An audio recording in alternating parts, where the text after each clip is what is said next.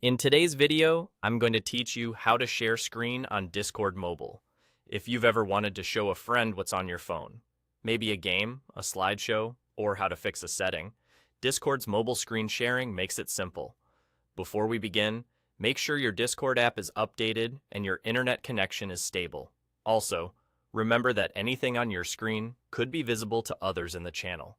So consider closing personal apps and silencing notifications beforehand for a smoother, more private experience. First, open Discord and join the server and the voice channel you want to go live in. A server is the community space, and inside it, you'll see different channels. You're looking for a voice channel, the ones typically marked with a small speaker icon. Tap it to connect. If you don't see the channel you expect, it could be restricted by server roles or permissions, so you might need to join a different one or ask a moderator for access. Once you're in, you should see the active call interface at the bottom of your screen. Next, drag the bottom panel up to see more options.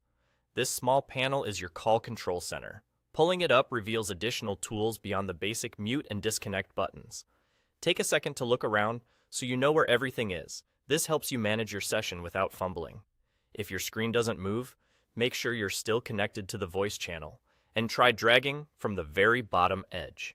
Now, select Share Your Screen. When you choose this, Discord will broadcast what's on your display to everyone in the voice channel. That means whatever you open, your home screen, an app, or a browser, appears to your viewers in near real time. Keep in mind that performance can vary depending on your device and network.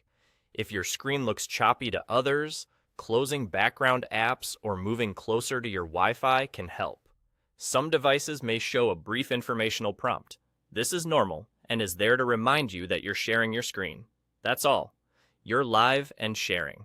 Speak clearly so your audience knows what you're showing. Rotate your phone if a landscape view makes content easier to see, and be mindful of any pop-ups that might appear.